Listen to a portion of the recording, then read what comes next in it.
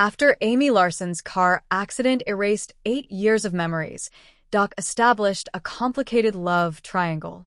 Although she is still happily married to Michael Hamda in her imagination, the two of them are actually divorcing and Michael has since remarried. In spite of this, Michael has showed Amy the kind of grace she never gave him following the passing of their son following her accident. As Amy works to restore her medical license and mend her connection with their now teenage daughter, Michael is her greatest ally.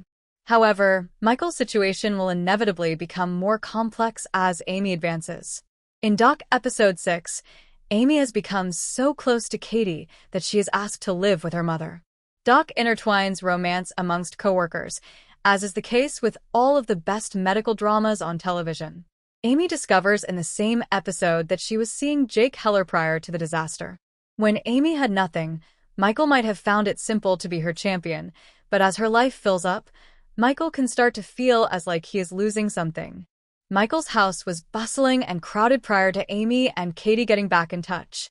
They were expecting a new baby in addition to living with Katie and his new wife, Nora. Amy had no contact with Katie at the time and was a workaholic. In an attempt to aid Amy's recuperation, Katie requests to live with Amy full-time in Doc Episode 6. Katie presents it as beneficial for Michael as well because Nora can now convert Katie's room into a nursery. Although he makes an effort to dissuade Katie from making the request, Michael would be self-centered to refuse it. The absence of Katie reveals weaknesses in Michael and Nora's marriage. It is evident that Michael has not completely grieved for the son that he and Amy lost when he lashes out at Nora over a quiet meal for making every conversation about the baby. Michael preserves his late son's bedroom as a kind of tomb and refuses to use it for any other purpose, which is another indication of this unresolved anguish. Amy's tragedy has brought up the agonizing memories of their marriage ending and the death of their son. Despite his obvious emotional scars, Michael simply seemed to have moved on. Michael has the power to protect Amy from people who question her capacity to continue practicing medicine because he is the chief medical officer at Westside Hospital and document Amy's replacement as acting chief of internal medicine. Dr. Richard Miller has a personal stake in preventing Amy from practicing medicine.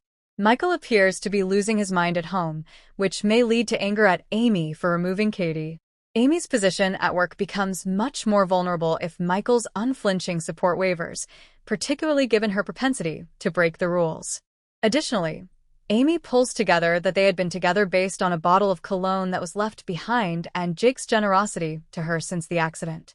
In Doc Episode 6, she resumes their romance. The fact that Amy was in a relationship with the chief resident, who was once her direct subordinate, will offer her enemies more ammunition regardless of Michael's response. In the latter part of Season 1 and the possible Doc Season 2, Amy might be forced to face how dependent she is on Michael's kindness.